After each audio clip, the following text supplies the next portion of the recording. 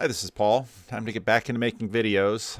Just had a lot of things to do when I get back. Someone left a message on Twitter about still no slots for Randos conversations. More will open up in September, I'm sure. I've got to get the meetup back up and running, and there's a lot of Living Stones things. There's always a lot of conversations with people that when I'm gone for 3 weeks, these are a lot of pastors do a lot of maintenance conversations with people where people just need to sit down and talk for a half hour or so and get things off their chest and get their heads right so they can go on with life. Pastors do a lot of that kind of thing. And so with the Randos conversations, you see me do a lot of listening. And that's what you do as a pastor. Often you do a lot of listening. People tell you their stories, their troubles, and there's no answers for most of them. Or there's not a lot of answers for many of them. And sometimes there are obvious answers, but the people simply don't want to do it for whatever reason. And so you sit and listen to someone chew on the same problem year after year after year. And you might have told them 5 years ago what they should do, and it's probably the most obvious advice you could imagine. But you remember seeing that video with the nail in the head? It's a lot of that kind of thing. Anyway, back to some of the things that I've been thinking about during my vacation, and we'll see how they spill out as we go. I should probably finish up the Vervaeke-Peterson conversation, and I was digging into some Ian McGilchrist on my vacation too, so got some thoughts about that. But, wandering through national parks, didn't see a lot of wildlife. I managed to hit quite a few national parks on my trip. I was in Yellowstone, I was in Glacier, I was in Olympic. So those are three pretty major. Unfortunately, Glacier was smoky. And so Glacier, which has just beautiful vistas, was a lot of fog. And so it's kind of disappointing. And didn't see a tremendous amount of wildlife. Some bear. I'm pretty accustomed to seeing bear in Yellowstone, or Yosemite is the park I frequent most. And especially before they got the bear situation under control in Yosemite, bears were run-in with bears was a fairly common thing. This picture of a deer was right in the parking lot at, it wasn't at Glacier, it was, what park was that? Oh, it was at Olympic, and it was Olympic National Park, and it was right over, right by the visitor center. Here's the deer just munching. Rationality Rules often, addresses people as apes, because I looked at the Rebel Wisdom Books That Matter video. YouTube served up for me this Chris Williamson, 10 Books That Changed My Life. And of course, I saw The Ape That Understood the Universe, and it's like, C.S. Lewis, of course, in The Abolition of Man, talks about trousered apes and men without chests. We are a very strange creature. And I wanted to do a video like that about this because a lot of my monologue videos are just trying to develop language about some things. And, for that reason, a lot of the Vervaeke stuff and the Peterson stuff is helpful because I can sort of leverage their language. And, language is always meant to be used in community, and we seem to have enough of a little community to begin to understand each other's languages and to figure this stuff out. We are very strange creatures indeed. So I was staying in an Airbnb right on Puget Sound, and there was a lagoon, and in this lagoon, the lagoon was just full of these tiny little crabs, and it was often really fascinating to just sit and watch these little crabs go to work. And I took some video of it that I posted on Twitter, and maybe I'll play a little of that video now. So in that recent Vervaeke Rebel Wisdom video, there was about an hour through, Sam sent me a note, and I heard the door. I'm waiting for the fire extinguisher guys today. It's a part of the little jobs I've got to do. Part of what you deal with as a pastor is people don't know how to live. And, well, that's strange because this crab knows how to live. And this crab scurries around this lagoon and, uses his little claws to pick up little things to put in his mouth. And in a minute, he's going to try and scurry under this shell, and there's already another crab under this shell, and the crab's like, hey, get out of here, this is my shell. And back and forth they go. And this crab is only about this big. And as I said, this lagoon is just full of them. But this crab has no problem knowing how to live. The deer have no problem knowing how to live. The bear have no problem knowing how to live. Until, of course, they do. And, well, part of why we as human beings are so unique is we're just so simply adaptive. And this little crab in this little lagoon just off Puget Sound needs an extremely specific environment in order to know how to live. But the knowledge of, obviously, of how this crab knows how to live is not, well, this is where we get into this whole business of consciousness and knowledge. The crab and the deer and the bear can't fill out our surveys, and so we don't know what consciousness is like for them. They certainly have a brand of consciousness or a level of consciousness, but not like our consciousness. And they don't abstract, and they don't have, and this is sort of today as I was thinking about this video, they don't have what I'll call just vision, for lack of a better word, and I'll have to get into defining that. Bret Weinstein, in his conversation on Unbelievable, had a good talk with Alistair McGrath, and Bret nicely sort of laid out in a short way, succinctly, how we as human beings have these two tracks. We have the one biological track that is in many ways connected to the crab and the deer and the bear, but then we have this other track, and there are lots of different ways of articulating that, and for the sake of this video, let's just call it the culture track. And often in my videos, I talk about how we absorb these first draft maps of how to live out there in the world. We absorb them from our parents, and if you remember the earlier iteration of the Berenstain Bears, not the more populous one, when Papa Bear would teach the young boy bear how not to do things, because the father would try and do things and they'd go wrong, and this is how not to do things. I remember my father always found those Berenstain Bear books quite funny as he read those to us as I was a child.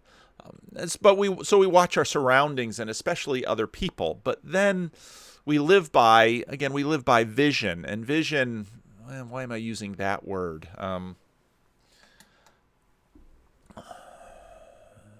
Desires, these somehow, the little crabs, they want to eat and they have instinct and they're doing all of these things, but we have visions of who we could be, or how we could be transformed, or how things would change.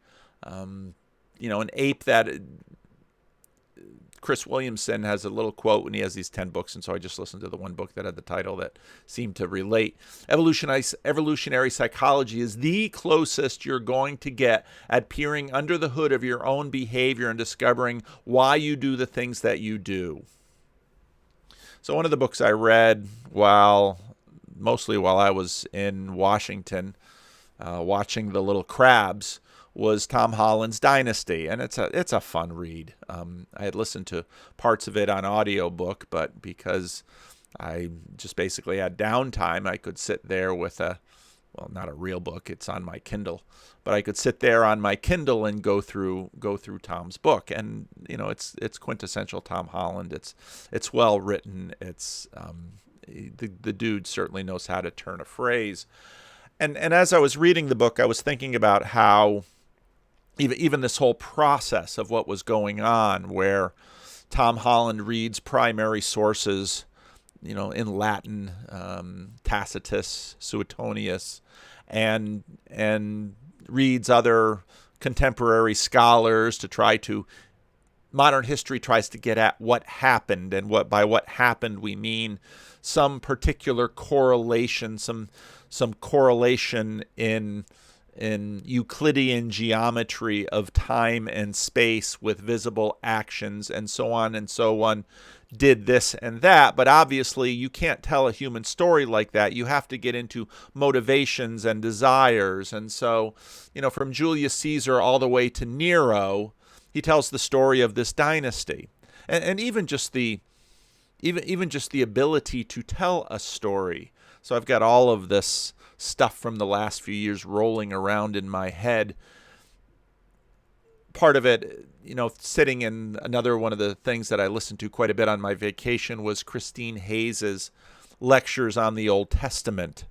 And a lot of what is sort of riddled, a lot of what riddles modern Old Testament biblical scholarship are all of these questions that fascinate modernistic biblical studies about, well, we want correlations in Euclidean time and space of who did what, but really that's sort of modernity trying to get a handle on the far bigger questions of the world, because what someone did and didn't do obviously matters, but we as very strange creatures are very much interested in why they did it and what they did it for and what they were thinking, because in this way we sort of enter into a participation in the story.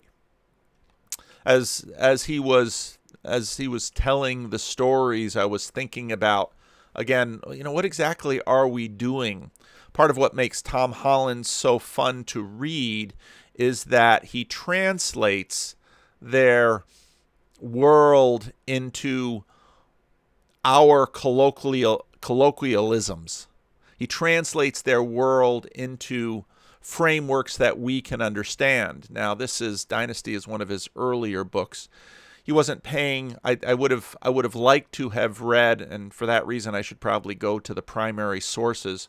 But if you've read primary sources of ancient history, you know that they're harder to read because they're speaking not only from their own world, but their world is a great distance for ours. So what Tom Holland does with a story like this, or I also did a little bit more reading in his translation of Herodotus, where he does some of that as well. And again, as a preacher, I'm sort of halfway between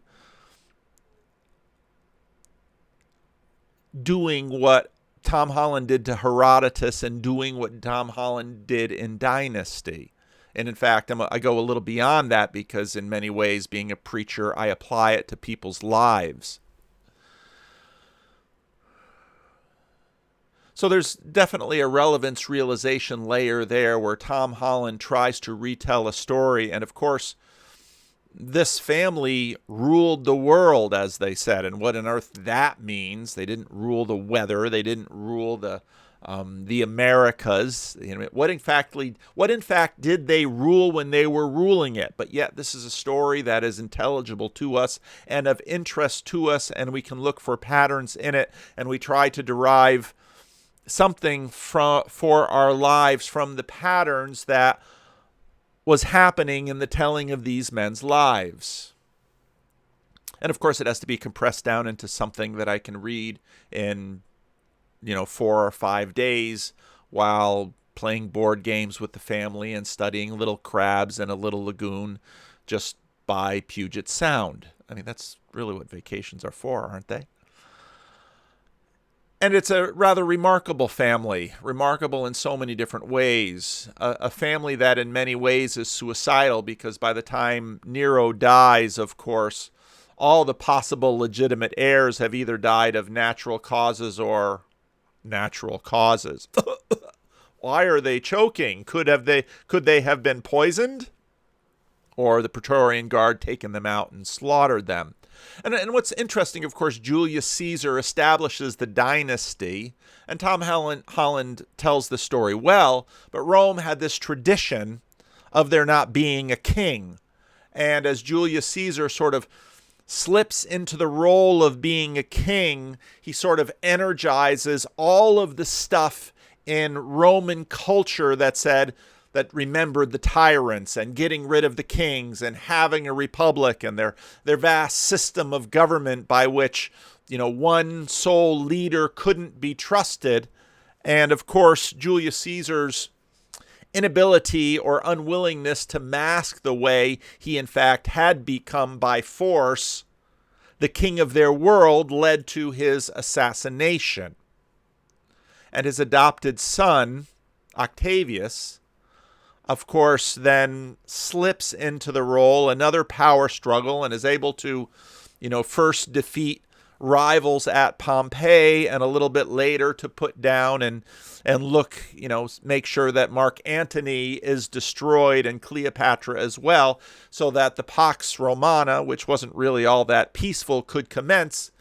Tom Holland nicely tells the story of basically how Caesar Augustus manages to maintain a charade before the Senate when everybody knows what's going on. Everybody knows he's a king or an emperor, except by name. And this whole charade that goes on and on and on where, well, he doesn't have any formal power, but they're always giving him all of this power, and they all sort of do this because they know that civil wars are messy and bloody and tremendously costly to everyone who's invested in all of this wealth and status and power, and they just want to keep the game going. But in order to do that, there's this entire world of thought that has to be maintained. And again, to our knowledge, there's no other animal that does anything like this in any way that we do, where there's all these traditions where Rome can't have a king, and all of these traditions where Julius or Augustus Caesar asks, well, they keep bestowing on him these titles, father of the country, and just title after title, and they give his wife title, and more power he gets, but all the time he and the Senate just sort of acting in this way like, well, it's really the Senate that's ruling the country, and everybody in the country knows it isn't. But as long as they sort of maintain things up there in the ideaverse, as long as everybody's sort of able to maintain this vision of what's going on, of course, some threats come around, and Augustus is good enough at making sure that they don't become a problem. And so, of course, he has to bring Tiberius in, and of course they're all dealing with bloodlines, the Claudian through Livia, and Tiberius marries Augustus's daughter, but Julia is, it's the kind of thing that someone would hardly dare write in a soap opera, because it's hardly believable if it weren't true. But again, the thing that keeps it going is not just certainly the physicality, the realm in which a deer or a bear or a crab would operate. It's all of the stuff. It's all of the names. It's all of the titles. That's the stuff that's really moving the world. Because these emperors have enormous power, but that power isn't in their arms. Where does that power lie? It's similar to the question Jordan Peterson and Sam Harris were asking about Elvis's guitar or Elton John's water glass. Where exactly is that? It's in the story verse. It's in the idea verse. It's in the area of vision. Caesar Augustus had a vision for how he could, in a sense, inherit Julius Caesar's emperorship without letting anyone say it's an emperor. Talk about the emperor has no clothes. The emperor has all the power, and everybody's just playing along with the charade for reasons that if you had to have them sit down and explain it, they couldn't do it. But yet they all know what they're doing at certain levels, even if they can't articulate it. And that's how we live. That's how we run. All of these things, just visions and ideas of who we want to become and how the world should be situated. And we manifest those things into the world when we rearrange the furniture, when we get a new job, when we decide to sit down and make a video, when we make a sermon, when we have an argument with our spouse, when we yell at the homeless guy outside the door, when we get frustrated in traffic because we had this vision of sailing down and arriving on time, and on and on and on and on. And this is the stuff that completely dominates our lives. But what is it, and where is it? I listed here the Julio-Claudian dynasty, and it's very interesting because Julius Caesar, of course, establishes it, and when his grasp on power is a little too naked for for the Roman idea verse, Brutus on the Ides of March famously takes his life, and leading into another civil war and another power struggle, and Caesar Augustus Octavius takes over and manages to rule for a very, very long time, but always because he and the senators, he's maintaining this story. And again, is story the right word? It's kind of the best word we've got. He's maintaining this drama. He's maintaining this narrative. He's maintaining this culture around the Senate to keep the whole thing going. And, one of the most successful generals was Tiberius, who is, he's Livia's son, and then marries Augustus's daughter, and other heirs manage to die or are poisoned, or, life expectancy. I mean, it's complicated back then. So he manages inheriting it, but he doesn't really want governing, but he sort of wants it, and he keeps it, but he sort of maintains his stepfather's legacy of, you got to keep the senators happy, and all sorts of other things going on, of course. But he manages to maintain the charade, at least to a degree, but with each successive generation, it's harder and harder to maintain the charade. And Caligula, who was born into all of this, is one of the few heirs around that he can stomach, so he has Caligula out in his island doing all of the crazy sex dramas that this bored, paranoid Caesar is. This is the Caesar that was Caesar during Jesus' reign. Caligula, of course, is raised in that, and he, Tiberius is ill, and Caligula comes out, and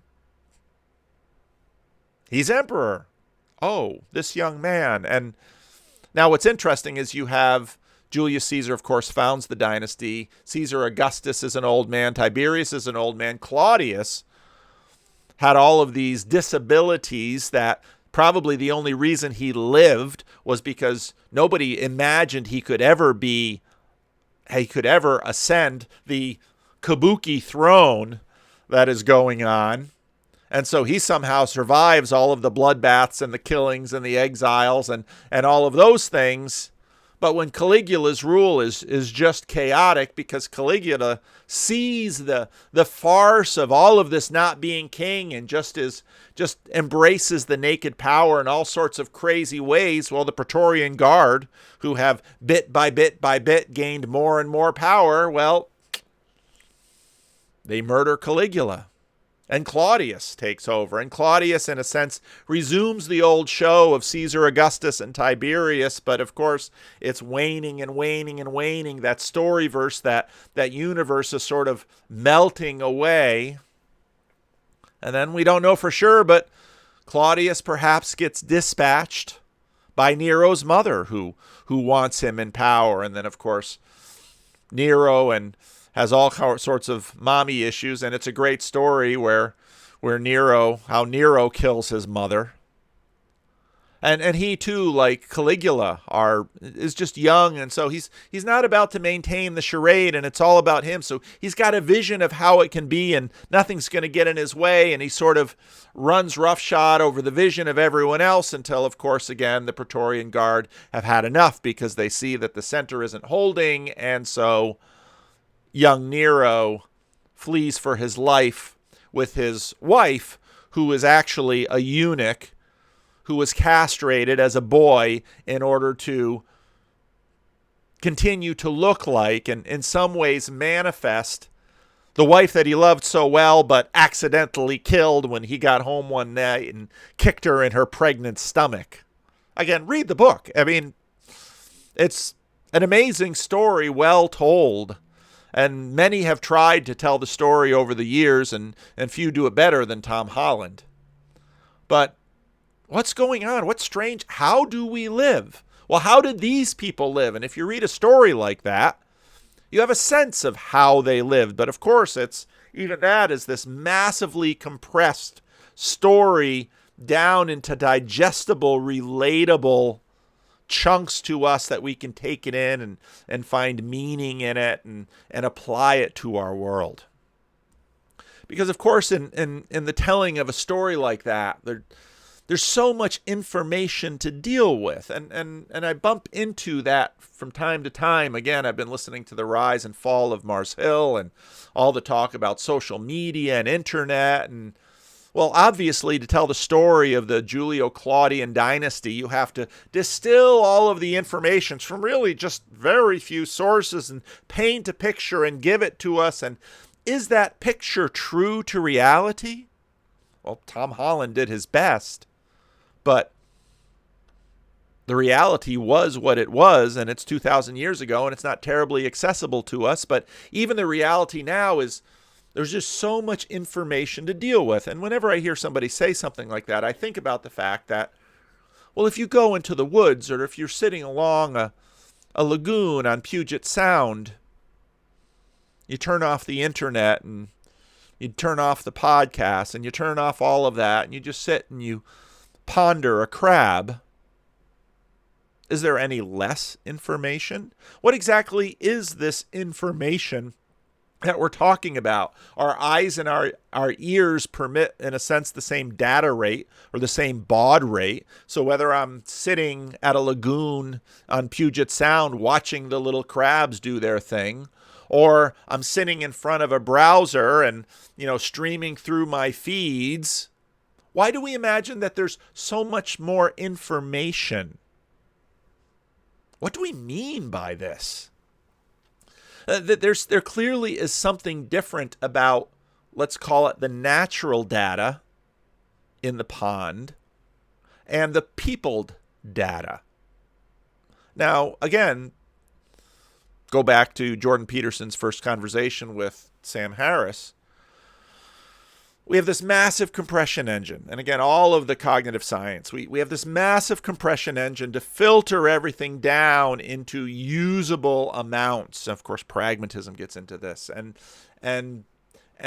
But we notice something different about the people data versus the natural data.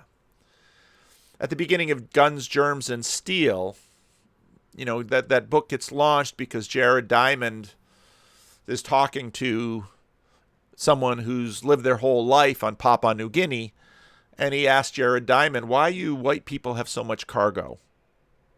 And of course, that's all situated in a cultural context. But that, of course, launches Jared Diamond on this question about, well, why? And looking at, because Jared Diamond had spent a lot of time with people who have lived their whole lives on Papua New Guinea, who knew the jungle and knew it well. And in some ways, their memory is so much better than ours. They could sit down and they could list. But again, what do you mean their memory is better than ours? Their memory is focused on certain things. And of course, there's relevance realization. If you're living in a jungle, you know that. And so you learn that. And of course, even in this little lagoon off Puget Sound, there's enormous complexity. But this people data seems, well, it's sort of like the difference between raw and compressed in photography. Well, what do I mean by that? Well, if you've got a camera of any kind of quality or a certain level of quality, you can take photos in raw. Well, what do you mean by that? Well, they take way more room on your chip. And, well, if it's not compressed like a JPEG, if it's not compressed, well, then you can manipulate it more. And so photographers like that because they'll get one picture that they really liked and then they'll manipulate it and they'll turn it into. But again, what will they turn it into and what's driving them to turn it into something? This is where we get into archetypes and questions of what is beauty and all of this sort of thing, because somehow, bear and deer don't do this to the best of our knowledge. We are strange. And so we take this data and we people it. We crunch it and we compress it and we manipulate it and we create things that we say are unnatural, even while all the time we say, well, we're just animals. Well, then the product of us is as natural as the product of, you wouldn't look at bear scat and say it's unnatural because a bear funneled it through its digestive tract. But you walk through the woods and you find a Starbucks coffee cup You say, well, that's not natural. Well, please tell me of this distinction. Because it seems to be one of the most important distinctions that we have. There's something different about the natural data and the people data. It's a again, using some more fancy Vervaeke words, it's a transjective complexity that people have created where we've compressed and compressed and organized and somehow these people data are compressed and full of meaning. And we still compress them further and manipulate them. And so when you see a book like Tom Holland's Dynasty, that's massively compressed. People that were ruling the world, and then you read about their lives and what they're like, and it's like they can't even rule themselves, much less the world. Well, what in fact is ruling the world? And this is where we get into principalities and powers, because to read about the dynasty of the Julio-Claudian dynasty is to read stories of people who, Caligula and Nero, they're killed because they can't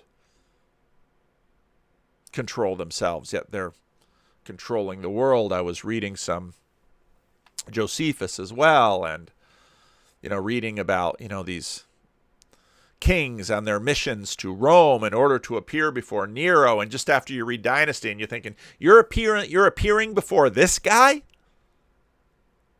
This guy can't manage a relationship, not much, better manage the world. But yet, this has been growing, and if you read Dynasty, you get a sense of the cultural development that has continued. And so, there's so much more information to deal with. There's so much more peopled data to deal with, which we all know is somehow more meaningful, some more deeply compressed.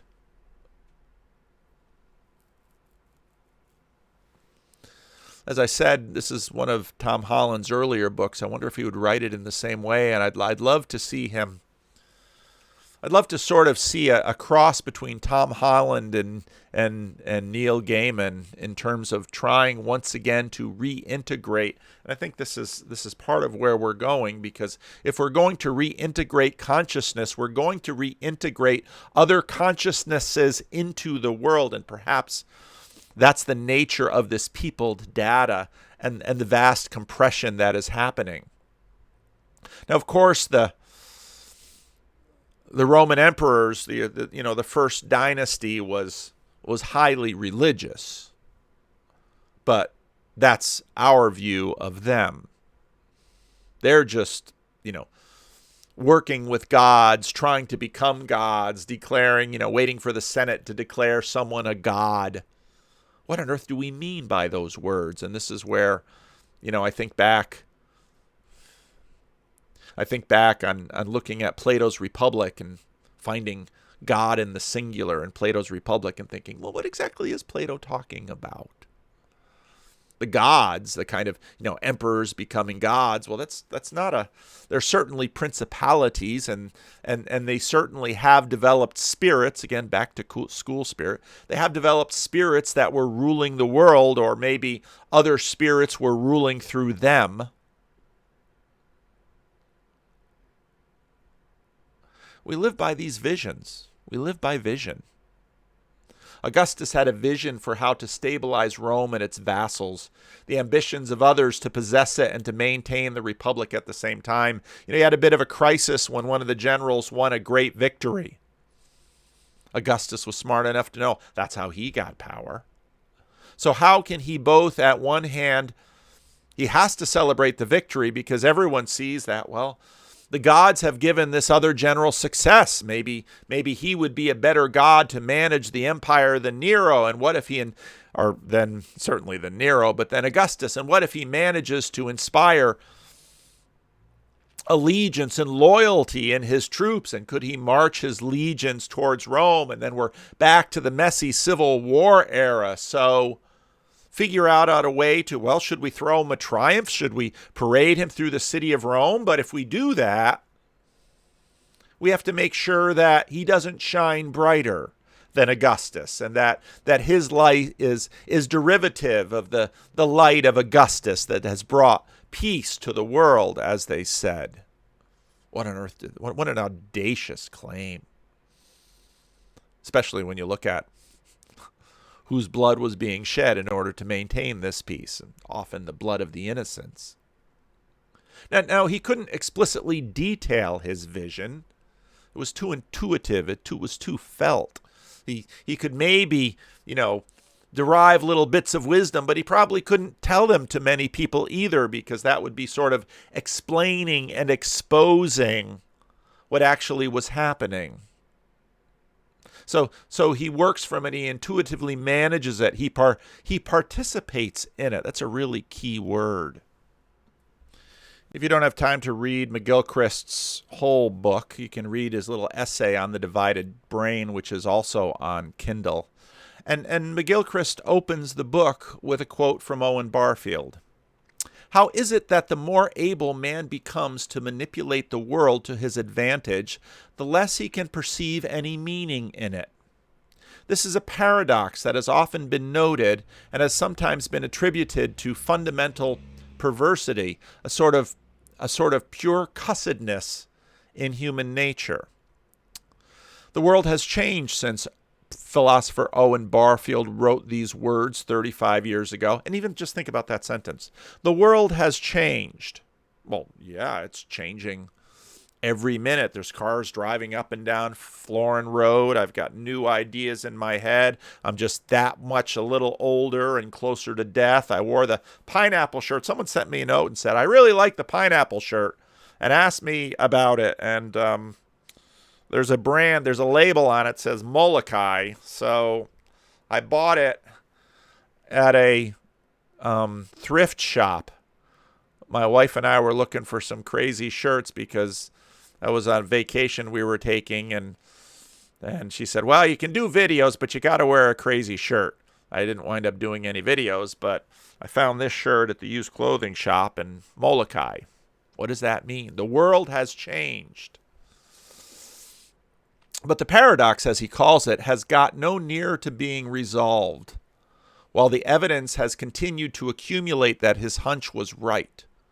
Our increasing ability to manipulate the world does indeed appear somehow connected with its loss of meaning for us. Why? And does it matter? Well, think about that with respect to the Romans and the little theater that Augustus Caesar was able to maintain so that neither he nor the senators could say, you're the king. I can't say that. If you say that, we'll have to kill you. Quite literally. So he couldn't explicitly detail this vision that he was operating by and operating through and operating under, but he participated in it. And he couldn't explain it because to explain it would be, in some ways, to destroy it. But not really, because it keeps coming back. The outcomes are, of course, interpreted, remembered, and recorded. They wouldn't describe it as religious. That, of course, is an invention of late Christianity and secularity. We look back and say, oh, those sacrifices that the Caesars were doing, that was the religious thing that they were doing, and commanding the murder of children and grandchildren, and the exile of daughters and wives, and the increase and the subjugation of more and more Germany or Britain. Those were the secular things, and of course the religious stuff, but that's our distinction, which Lewis points out in Miracles, which Tom Holland points out. That's our distinction. They were thoroughly religious but didn't call it that. As Tom Wright points out in his biography of Paul, Judaism wasn't this thing that it is for us, this idea. Judaism was a description of a way of life, and this way of life was deeply connected with a worldview, for lack of a better word, of how the world should be and how to get to a better world and. So traditionally, religion has been the integrated management system of all of this. Again, his quote, "Evolutionary psychology is the closest you're going to get at peering under the hood of your own behavior and discovering why you do the things you do." That little statement doesn't seem to give much credence to the frame that the whole thing is dependent upon. What is this you that you speak of in your story? Well, there's an entire story connected to it, and that entire story certainly is, in one way or another, connected or at least attributed to the physical world around us, but it's a story. Evolution, you don't discover it in the ground. You don't find it in dinosaur bones. It's an interpretive exercise around the dinosaur bones and watching the crabs and saying, what way am I like the crabs? Well, you're very different from the crabs. And so, well, why do you want to know what you do, why you do it, and maybe how you can do it differently? You have this vision of a better world. What is this preferred you that you are going to manage or somehow attain? Because as I've poked at often when talking about Brett Weinstein, isn't the you that is trying to manage yourself via your vision of evolutionary psychology just as much a product of the evolutionary psychology as the you're trying to dismiss? There's no escaping it. And once you begin to really go down that road, well, you're going to have probably one heck of a meaning crisis. And we've seen this played out in how many movies where robots become sentient, and movies are always playing on this riff, this anxiety we have that there's no ghost in the machine, that we're just going through the motions, that we're just naive dupes of mechanistic processes that go back millions of years. Or is there a secret sacred self down deep beneath? Or is it all just as constructed as the hood? Religion has been the integrated management system by which we decided how we should live, what we want, what our desires are, what is the good, what is the beautiful, what is the attainable, what is the moral, what is the righteous. Throughout history, that's been what religion is. Tom Holland and Dominic Sandbrook just put out an episode on the Enlightenment, and it's well worth your time to listen to, because religion was the way that we did this, but now, as the story is told, we have other ways of doing this. Now the darkness is gone and the light has come.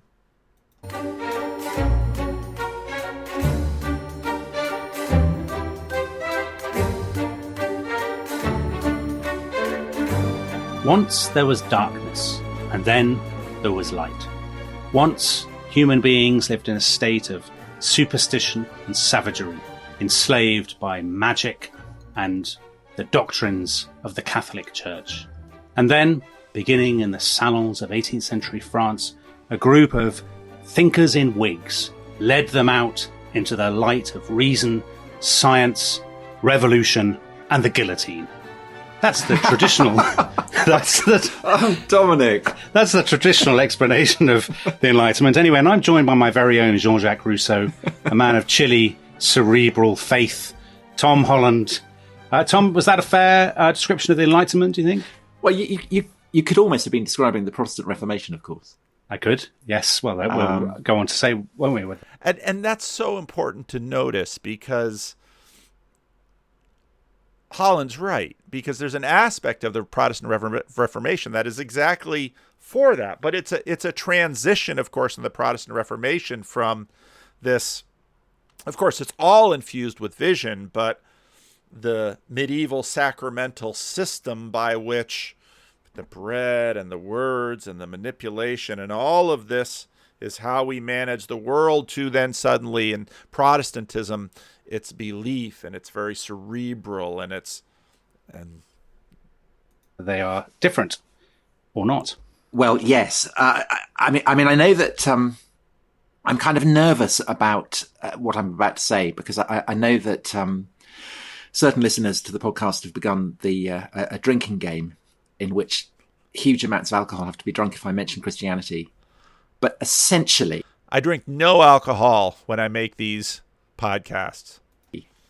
Essentially, the mythology of the Enlightenment is that it's an emancipation, not just from the Catholic Church, but from Christianity and religion, full stop. Yes. Whereas I think that is a myth. And the reason that, I point out that your description of the Enlightenment could equally have applied to the Protestant Reformation, and indeed with certain kind of provisos with how Christianity saw itself against the context of pre-Christian paganism, is that I think that the Enlightenment is best understood as one of the great mutational processes in the history of Christian Europe. Now it's really interesting because I chose the word vision, and so now we have enlightenment. And I just think a lot of this is this exaptation from, it's all about seeing. And of course, in modernity, the monarchical vision is all about seeing. We see the world from no place. And Western thought, Tom, I mean, it's bigger than just Christian Europe, isn't it? Well, I'm not sure about that. So what Christians do is to say that there was darkness and then there was light. The people who walked in darkness have seen a great light. Yeah. And the darkness is equated with paganism. And of course, the prologue to the Gospel of John, Jesus is the light of the world. I mean, Christians and Jesus won't be the only people to use these words, but why these words? What the Protestants do is to equate the darkness with, the Romish Church, popery, and Reformation is about bringing people into light. It's about toppling superstition. It's about banishing idols. What the Enlightenment does is to cast the whole sweep of Christian history as the darkness, and to essentially identify philosophy as the. Sorry, I see you waving at me. I am. Now this is where. Maybe I can pull it up.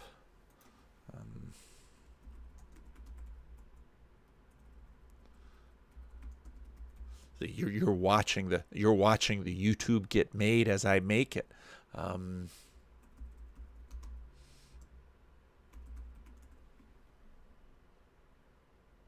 This book club, books that changed my life, and John Vervaeke begins by overclaimed and thought in that, and so he begins by, again, the story that he tells often where he was raised in a fundamentalist Christian,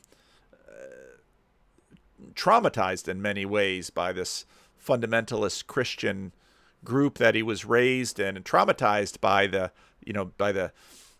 eschatology, by the eschatological threat of the rapture, and all that went into that. And so then as a young adult embraces, Eastern forms of spirituality, and then he finds Socrates. And of course, there's a great line that Sam Adams sent me to. Does the world have to be like such that it could be intelligible? And then can you? And I'm not going to just try and dodge the is-ought problem or something like that.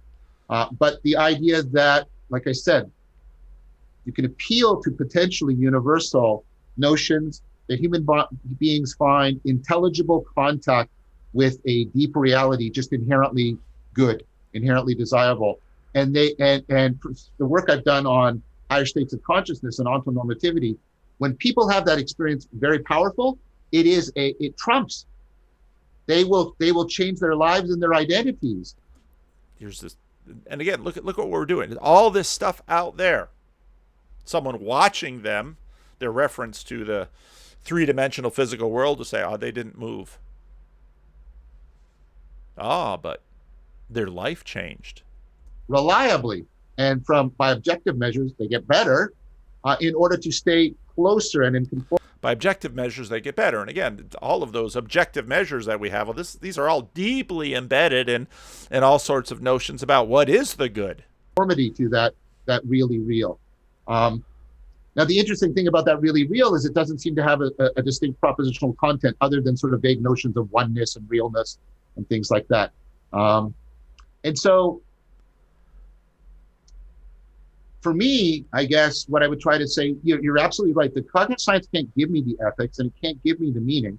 What it can do is legitimate a home, but it could also be rendered consistent with a vision of a good life. It can't deductively a vision of a good life. A vision. Again, back to that. Generate it. But if we talk about I can build back into my presupposition for doing my science into something that is much more comprehensively a vision of the good life, then at least I think that's an intellectually respectable way in which I could link the science to the ethical or normative question. Yeah. That makes sense.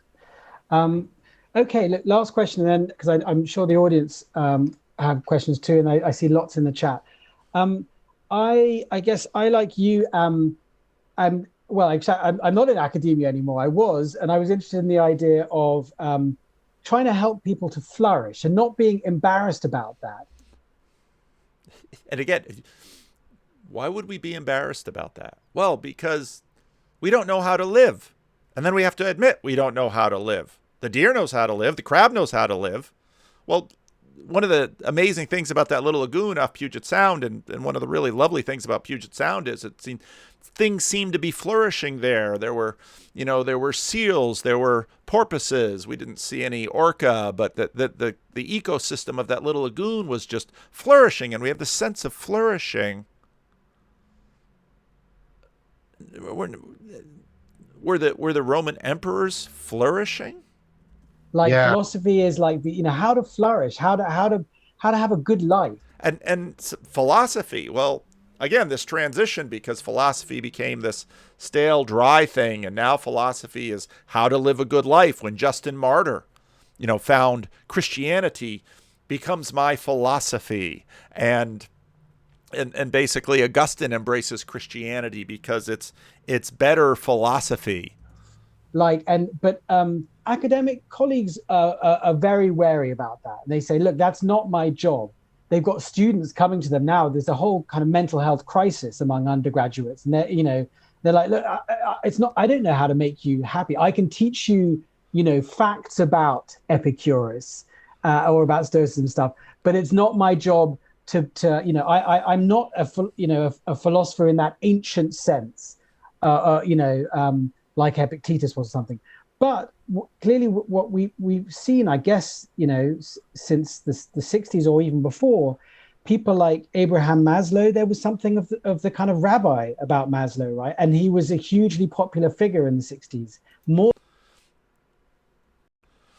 This from Dallas Willard's The Divine Conspiracy. I'm listening to Jules Evans say this. It immediately reminds me of Dallas Willard, who taught philosophy at USC.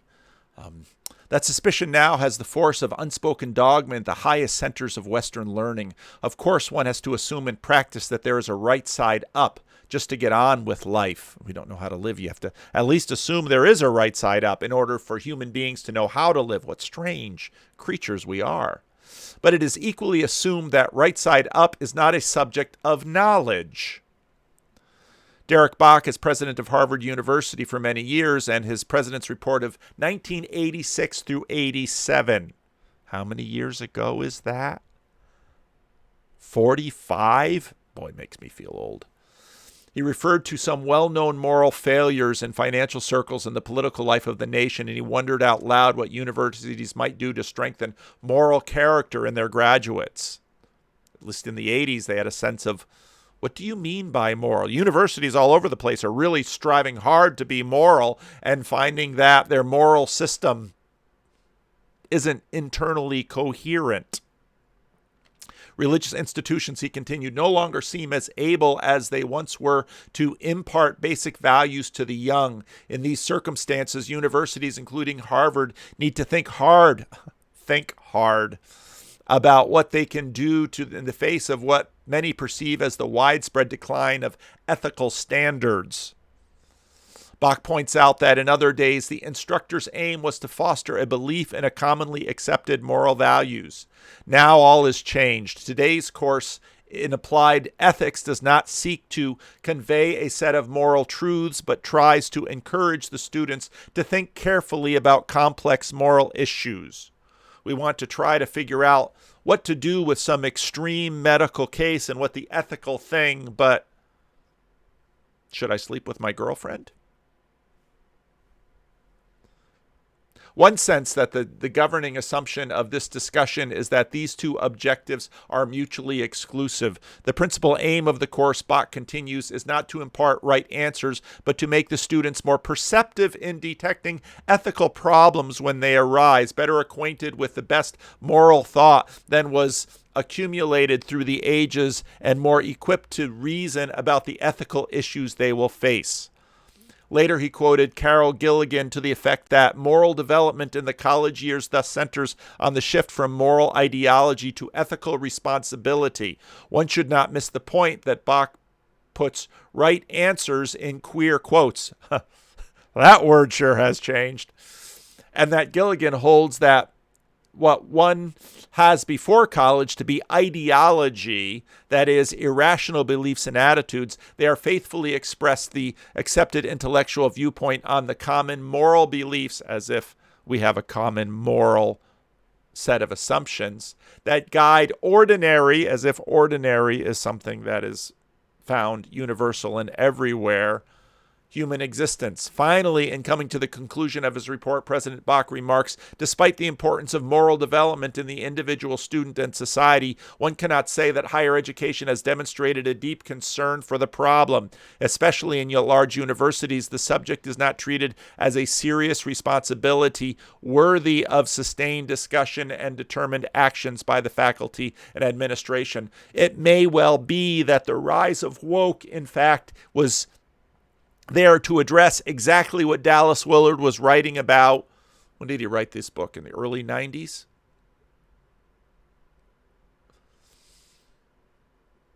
Then he goes on to tell a story. Robert Coles, professor of psychiatry and medical humanities at Harvard and a well-known researcher and commenter on matters of social and moral, published a piece in the Chronicle of Higher Education, The Disparity Between the Intellect and the Character.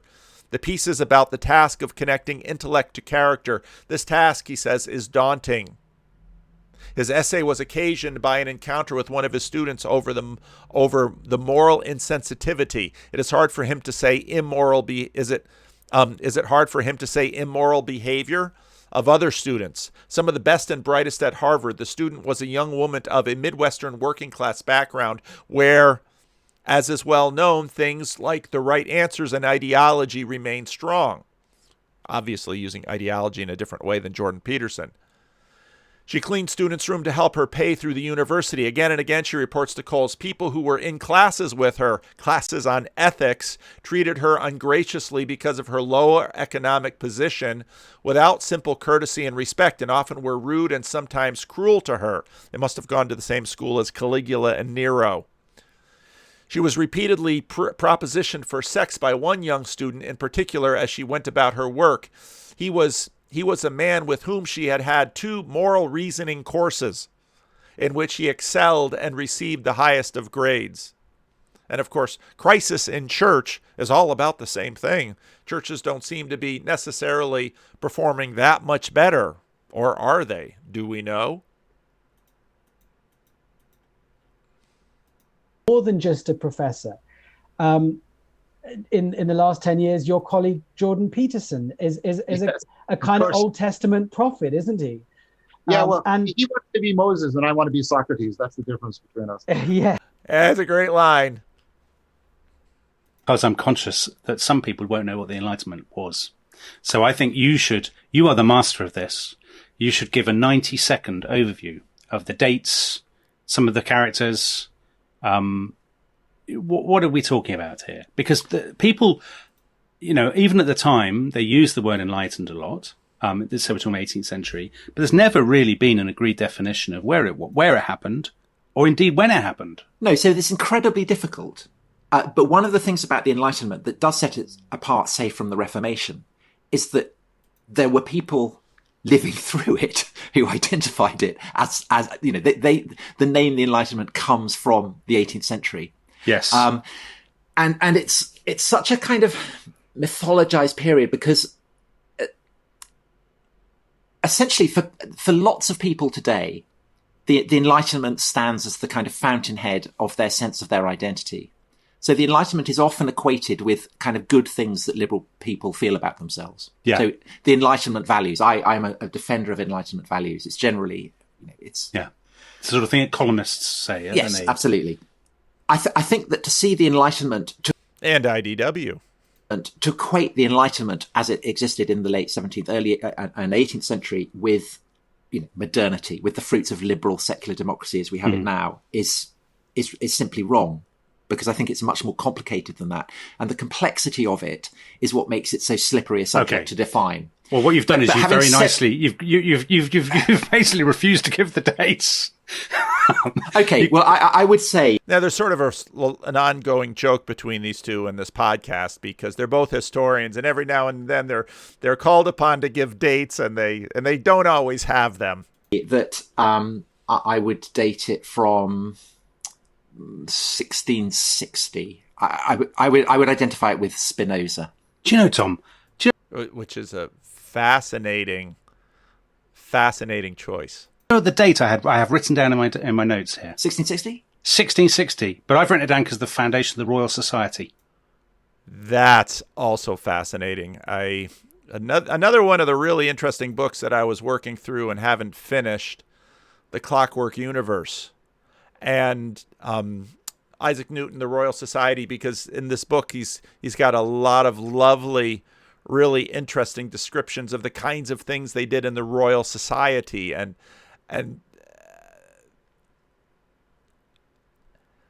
so this Enlightenment, again, there's a real frame thing. There's a real, as if so many things in modernity, a self-forgetfulness. So it's like everything is seen, but we're forgetting that we are the seers. Well, that shows how much more cosmopolitan I am than you. Well, why do you hate Britain? That's my question. I don't hate Britain. I love the Dutch. Oh no! Don't give me all that. So, let's say mid to late 17th century to that. I guess we would agree. Yeah, the French Revolution is generally taken the advent of Napoleon. Napoleon is often described as the last enlightened despot. So, it's a ferment of ideas, isn't it? And that sort of cliched description that I gave at the beginning of men in wigs and salons, I mean, that is a huge part of it. It's about clubs, coffee houses, literary salons, people like Voltaire and Diderot traveling across Europe, exchanging ideas, writing books, a very literate public, and this sort of sense of intellectual excitement, I suppose. Yes, I mean, and there are incredible varieties. So I think on the continent it's much more court-based. Yeah. And I think in the Netherlands and in England, it's much more sociable. But I think in both cases, it's kind of fun. I think there's, with a lot of the kind of the key Enlightenment thinkers, you have a sense that these are people who are really enjoying themselves. Yeah. There's a kind of sense of excitement about it. And absolutely, the kind of sociable quality of it is absolutely fundamental. And the philosophes see themselves as... So the philosophes are these French thinkers. Yeah, yes, identifying themselves with the philosophers of ancient Greece. They see themselves as... And in a little bit, they're going to connect because there's this stream that happens. It happens over a great deal of time, and Tom Holland's going to bring it back to the 11th century. And so, even with the rediscovery in Europe of Aristotle and Renaissance and Protestant Reformation and Enlightenment, it's all... And Tom, I think, does a good job of storing that. This is nicely part of one process that's been happening, but not necessarily along the lines of Enlightenment propaganda. As this kind of, a class apart.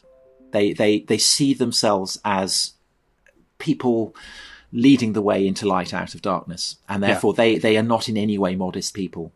Well, that brings up Fordeck's question, one of our listeners, and he or she, I don't know why I assume a man would call himself Fordeck. It just seems like a more stereotypically, I imagine him as a reader of the Patrick O'Brian novels, which you foolishly despise. Anyway, Fordex says, was it really that big a deal? And was it? That's the key question, really. So why does it matter? Why is it a big deal? I think it matters. I mean, I think it's of seismic significance, and not just for Europe or for America. I mean, I think the United States is inconceivable without the Enlightenment, but because of the impact of Europe and the United States on the world, it's of global significance. And in a way, it matters because although I think it's very culturally contingent, I think it's bred very, very specifically of the particular cultural circumstances of Europe in the 17th and 18th centuries. It's brilliant at disguising itself as universal. So Voltaire, who's probably the most famous of all the enlightened. And I think I just want to pause. It's brilliant as disguising itself as universal. And what we're going to bump into, of course, I haven't listened to, I just saw that today's Wednesday. I thought they usually drop on Monday and Thursday.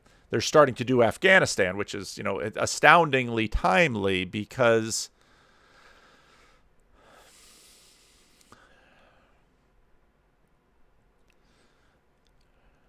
someone just offered the church that this woman was cleaning out she had all the volumes of Tim LaHaye's Left Behind series and wanted to know if I wanted it for my church library. I passed. Some of you will understand the implications of all of that. But what we have, we all hold visions of the world that in some ways have to be naive in order for them to be operable.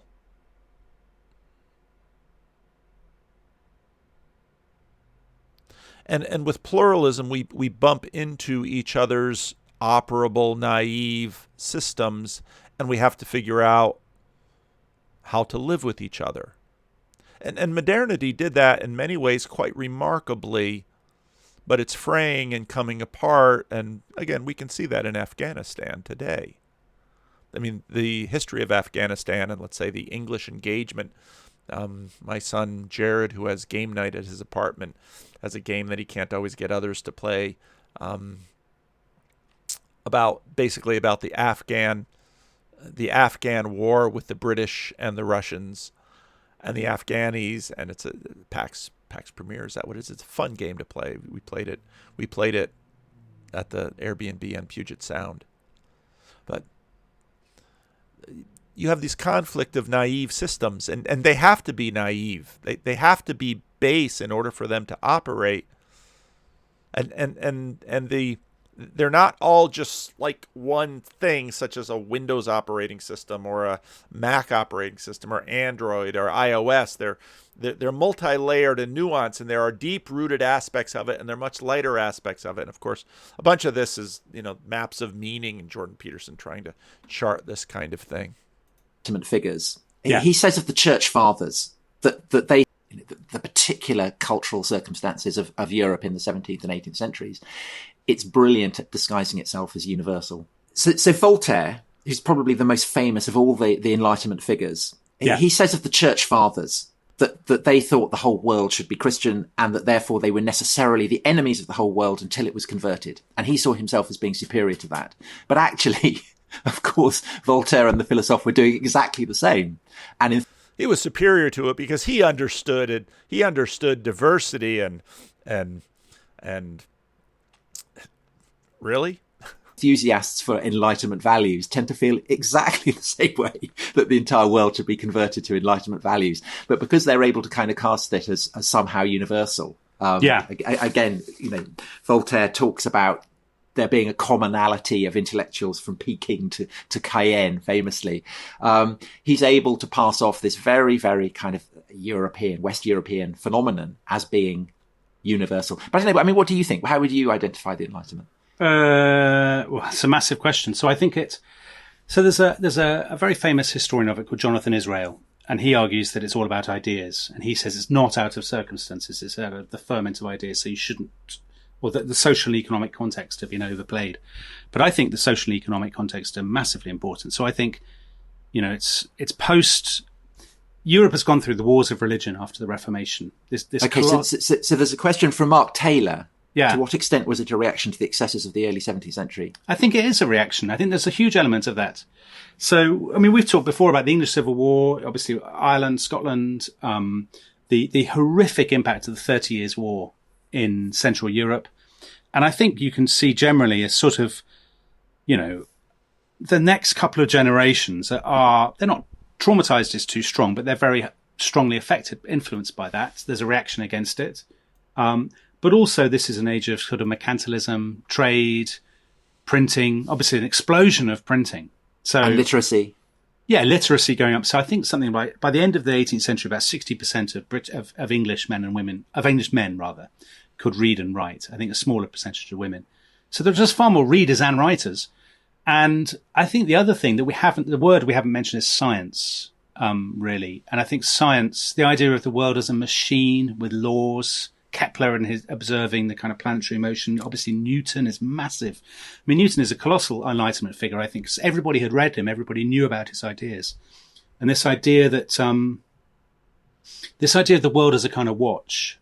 I read a brilliant book, actually, a few weeks ago about clocks in history. Did you see this? By a guy who's the curator of the Greenwich sort of observatory and stuff. And this is the key point, really, when people are making clocks and they're obsessed by this idea of the world as a clock. And is there a watchmaker? As the watchmaker. God as the watchmaker. And you can understand how it works. And I think that's something, all those ideas. Again, Barfield, the more you understand it, the less meaning it seems to have. Is. On that topic, a brilliant thing. So Voltaire, he settles in Geneva. And he also has a place at Ferney across the Swiss-French border. And in the later years of his life, he wants to plough something back in. So he sponsors people in Switzerland to manufacture watches. Does he? Yeah. So he becomes a watchmacher. He becomes he's the presiding watchmaker. Where Voltaire led, Rolex followed. Yeah. Or where God had led. Yeah. That's Yeah, but I think the other thing that strikes me about the Enlightenment, and maybe you'll say that this is nothing new, but you get a real sense of, you could argue this is where the sort of the citizens of nowhere started. So you've got kind of Voltaire and Diderot and all these French guys who are traveling to Russia and stuff, and actually spend a lot of their lives, Voltaire obviously, in exile. And they see themselves as part of a republic of letters. They're not bound by nationality. By the nationalisms of the not nationalism is the wrong word, but by the narrow loyalties of the past. Well, but also by religious identification. Yes, and they're citizens of nowhere in both senses. Of course, part of what goes on this, and I'm looking for my former professor of history's book on the religious roots of the French Revolution. Of course, you've got France, where France and Southern Europe, France and Spain and Italy, where the Catholic Church is deeply entrenched, and you've got, of course, Switzerland and parts of, it's not Germany yet, but splotches of the Holy Roman Empire, and the Netherlands and England, where the Reformation is taking place, and so it's tough to live in France if you're going to be deconstructing all of these things. Now there's an anachronism in me using that word right now, but it seems to be part of the flow. Well, I tell you what's really interesting. There's so much sort of swapping of identities. So Rousseau, he was a Calvinist, wasn't he? And then he becomes a Catholic, converts to Catholicism, I think. And Gibbon is sent to Geneva, I think it is, or certainly sent to Switzerland, because he has been flirting with converting to Catholicism. So you can find biographies of these guys on YouTube, Gibbon and Rousseau. Of course, Rousseau famously, notoriously unimpressive as a moral figure. Gibbon, very interesting guy. These are people who are beginning to sort of, I don't want to lapse completely into the 21st century and say their identities are fluid, but they're certainly more fluid than they would have been 100 years previously. And they see themselves as part of a cosmopolitan, they self-consciously see themselves as part of a sophisticated cosmopolitan community, don't they? I mean, I think that... And of course, that is dependent on this vision of how the world is.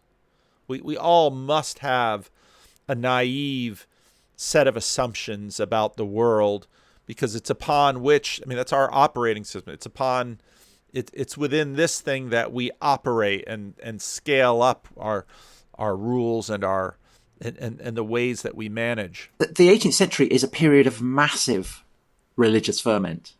So you've got kind of incredible revival processes going in the Catholic Church. You've got Methodism, you've got the Great Awakening in evangelical process. And I think that the Enlightenment is best seen as a further kind of expression of that seismic attempt to make sense of the world. And I think... And so here, you know, what Holland is in many ways doing, he's deconstructing this religious secular framework and saying, you know, secularity is embedded in religion. And I think this is exactly what we're seeing all around the world now and going to continue to see. And that's when, after 20 years of American participation in Afghanistan, people are shocked. How can they go back to the Taliban? And it's like, have you not been paying attention? It does absolutely exist in the context of the traumas and the carnage and the horror of the religious wars of the 17th century. And it's often, today, that process is often cast as a kind of process of discovery of toleration. I think that mistakes it. I think that basically what people are after is to try and find a kind of what they would call a civil religion, a way of... And it's interesting that he uses that term because, of course, that term is famously Robert Bella's term. And you can quite easily look up Robert Bella's essay, which he writes during the Kennedy administration, because he listens to JFK's inaugural address and he's saying, here in America, we're promoting the civil religion, the Washington Memorial and the Lincoln Memorial and the Jefferson Memorial. These are temples, and any ancient person would see these things as temples. But yet, oh no, that's not a religion. We have a separation of church and state. Oh, you mean state as church? We don't get away from these things. A religious settlement. I think that mistakes it. I think that basically what people are after is to try and find a kind of what they would call a civil religion, a way of a religious settlement that will promote kind of stability, civilized living, virtuous citizenship. And now to flip all the way back to dynasty, well, that was Caesar Augustus's big thing. I mean, you had laws against adultery. Now, you could do almost anything you wanted to your slaves you couldn't kill them. But you could do almost anything you wanted to your slaves and in how many different ways, but don't you dare commit adultery. And so on one hand, Caesar Augustus keeping up this charade of the Roman Republic is the moral arbiter of the world. And it's all embedded in a system. All these kind of things, a way of a religious settlement that will promote kind of stability, civilized living, virtuous citizenship, all these kind of things. And how you get there, it is contested, but it's not so contested that people are going to fight over it. And in a way, that is the fact that you can travel, as Voltaire does, to Protestant, the Protestant Dutch Republic, to Protestant London, to Frederick the Great, likewise Protestant Geneva. That is absolutely fundamental to Voltaire's sense of himself. Yeah, I agree with that. I think, and Voltaire is in many ways dependent on it. And of course, it's a little early during the Enlightenment, but ideas will follow of religious toleration. So these ideas can be had, and these other ideas can't. I had a conversation with someone who was having other conversations within the Christian Reformed Church and heard a story of a 12-year-old in one of the Christian Reformed churches in Grand Rapids learning that learning the position on same-sex marriage that his denomination held, and this 12-year-old pleading with the parents that they must leave their church because how on earth could they be a part of a church that held that belief? Well, it all depends on what kinds of beliefs and how they operate in your system within this vision. That's all true. But I think a key part of it is this idea of light and darkness. Graham Bradbeer has a question. Who decided and when that it should be given the name the Enlightenment? Now, Tom, this is mean of me because I know that because I looked this up beforehand and you didn't. So yeah, go on. So give it to us. It's a man called Dubot, a Frenchman, who used the word lumière, talked about les lumières, the lights. But actually, the idea of light and darkness, I know you're going to have loads to say about this, but I'll just say this. You see this again and again. So Immanuel Kant, the great German thinker, talks about Aufklärung, kind of, I don't know, clearing of light or whatever. You see people talking again and again about light. Obviously, the secret society, the Illuminati, very Enlightenment group. But also, I always think the great Enlightenment paintings are those paintings which I know you all know and lots of listeners will know, by a guy called Joseph Wright of Derby. And the most famous one, Experiment on a Bird in an Air Pump, 1768. You can look it up online. An amazing painting. And people are all looking around and they're surrounded by darkness and shadows. And from the experiment, there's this sort of fantastic glow of light. And that's how people thought of themselves in the 18th century. They thought what has gone before was darkness and shadow and superstition. And we are leading the world into light. And I think key to the sense of the Enlightenment is a sense that before that, the previous 1700 years were all about darkness and night and sort of foolishness and ignorance. Now, I'm sure you will say that is based on a colossal and utterly misleading stereotype, won't you? No, but because I think that... No. I think a sense that that people are in darkness and they have to be brought into light has been a kind of abiding theme of European civilization. Yeah, but they thought that was that people in 1200 or something were living in darkness. But you don't think they were living in darkness, do you? I mean, you're not one of these people who, because some people say, before the Enlightenment, all was medievalism and foolishness, and people lived in huts and daubed themselves in mud, and they didn't care about science. And that's obviously rubbish to my mind. I think there was lots of science. There was lots of intellectual experiment and discovery. I think there's almost nothing about the Enlightenment that doesn't have medieval roots. And I would say, what I'm saying is that the very idea of worrying that people are in darkness and they need to be brought into light is absolutely constant. So the 12th century reformers, that's exactly what they're doing. It's the 12th century reformers who come up with the word modernitas. The idea that modernity is equated with light. This isn't something that's invented in the 18th century. Yeah. It has its roots in the process of reform in the 12th century. But they come to believe that they've invented it, and that idea has lasted. So people now, you'll open The Guardian or The Times, and there'll be a column saying, well, we're standing for Enlightenment values against the medieval barbarism of the Taliban or whoever. Yes, so in other words, we've completely imbibed that Enlightenment sense of itself, and we don't even question it now. Well, but I think that there have been three great convulsive processes where the ambition of kind of intellectual elites to reform the world has generated a revolutionary process. One of which is 11th and 12th century, where essentially you get the medieval church, the Roman church. And I would say that Catholics today still look back to that as an exemplification of darkness being banished by light. Okay. You have it. They do. You can ask them. They'll tell you. With the Reformation, and I would say that believing Protestants likewise would see the Reformation as absolutely a process of enlightenment. And then you have what we call the Enlightenment, and I would say that kind of liberal, secular, atheist, agnostic, whatever, look back to the Enlightenment. So those three processes seem to me absolutely, they are obviously each one in turn is a reaction to what has gone before, but they also are obeying very, very similar and identifiable rhythms. They're repeating the formulas, basically. Yes. Exactly. Okay, so that raises Owen Williams's question. What he says, what did the Enlightenment do for Western intellectual progress that the Renaissance didn't? And that's a really good question, because I'll tell you who I was thinking about. I was thinking about Shakespeare.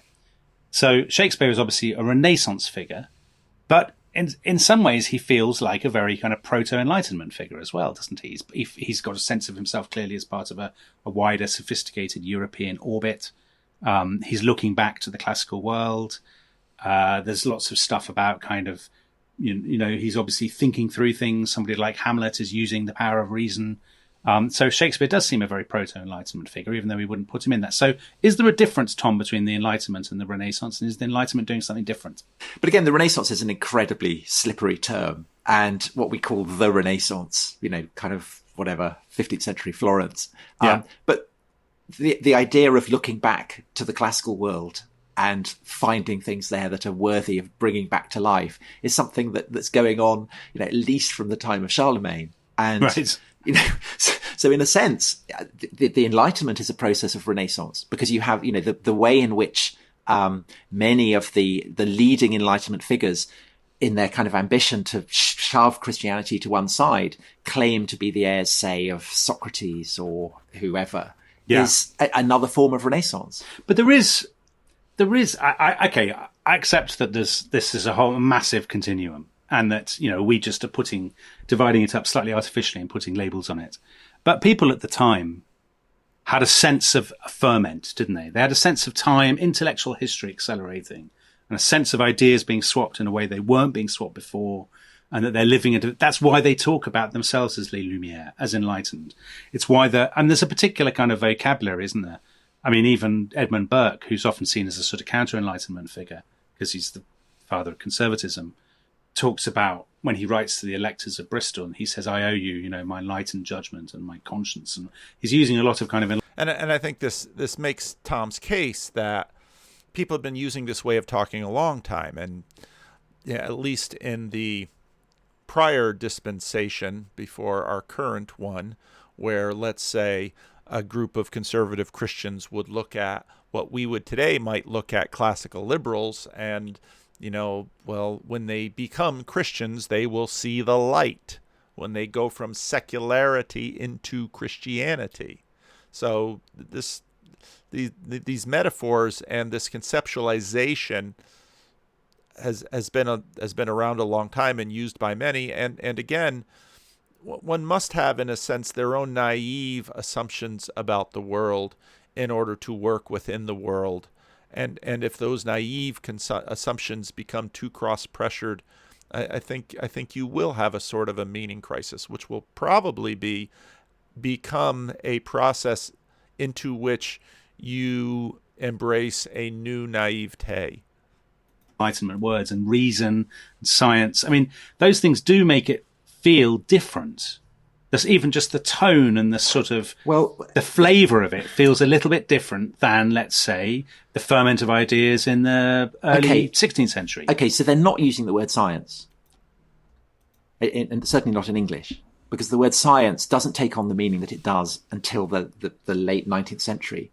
And I think that there is a tendency, which is to kind of identify the sense of a war between religion and science, which emerges in the late 19th century, back onto the 18th century.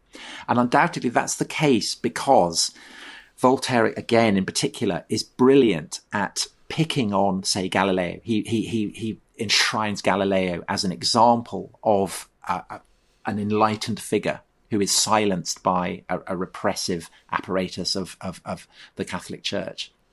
And so this gets reconstructed in the late 19th century as an example of this kind of timeless war between religion and science. But it's not that those categories are not seen as mutually opposed in quite the same way. So there's maybe an argument that Enlightenment has slightly been invented by Victorian writers, do you think? I think absolutely. I think our modern understanding of the 21st century is one that's been massively mediated by what's gone between the 18th century and now. That's a huge statement. And I think he's right, and I think you see it. Okay, that all sounds fair. But reason, reason. So it's often, again, the Enlightenment is often described as the age of reason. Yes. But that's a very old-fashioned way of seeing it. And the relationship of, the leading Enlightenment figures to reason is incredibly ambivalent and contested. So Kant's great work is the critique of pure reason. Hume famously says that reason is and ought only to be the slave of the passions. Well, so this raises an interesting question about the difference between continental enlightenment and, let's say, an Anglo-Saxon enlightenment. So, well, I'll cut it there, but listen to the whole thing. And if you haven't subscribed to their podcast, by all means do so. I played a lot of it on the trip, and I played it with my wife. Got frustrated because the sound is sometimes a little muddy, and their English accent, and they talk over each other. And she's like, "Do they always talk over each other like this?" And I'm like, "Yeah, it's delightful. I love it." Wasn't her cup of tea, but it sure is mine.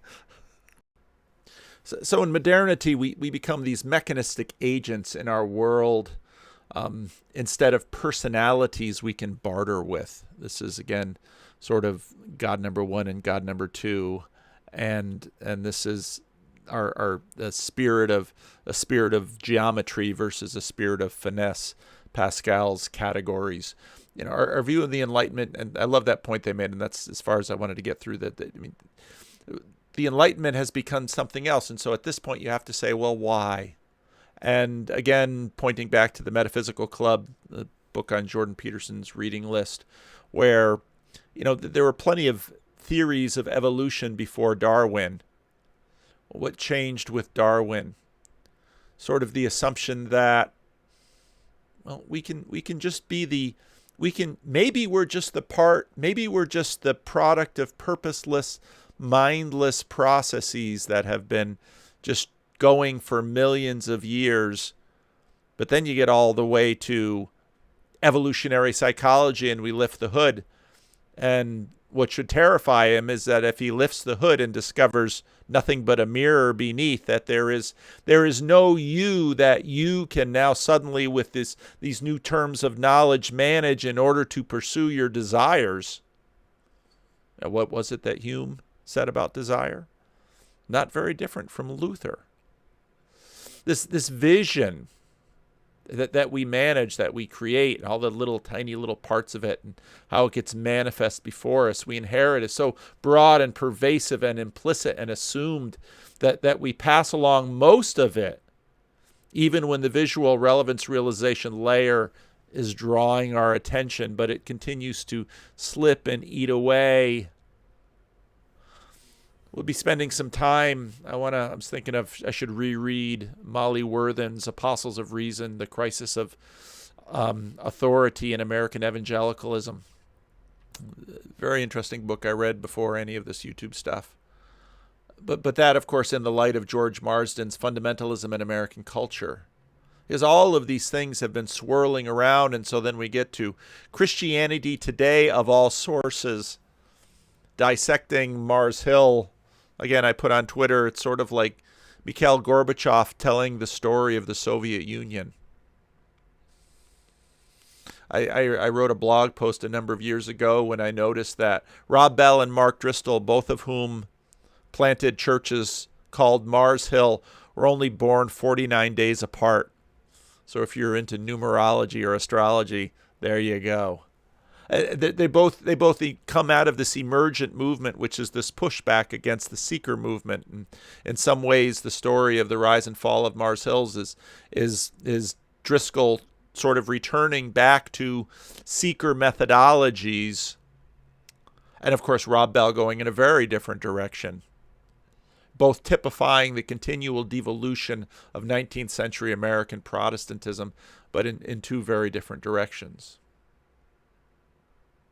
And the haunting thing, which I think lies beneath the anxieties of Douglas Murray, Tom Holland, and Jordan Peterson, is the question of, is secularism too derivative to endure long beyond its religious roots? And sort of a loving embrace of secularism, because, well, sort of like Augustus's fiction, it has afforded a vision of the world that was sufficiently dominant in order to establish a degree of peace.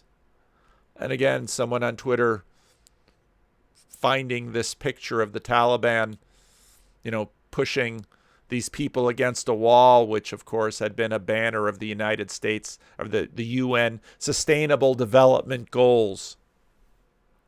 And I wonder if I can enlarge that picture. No poverty. COVID health and well-being. It was good health and well-being. Quality education, gender equality. The last one seems like drinking water. Affordable and clean energy. And now the Taliban are in charge. It's like, well, this is going to be something.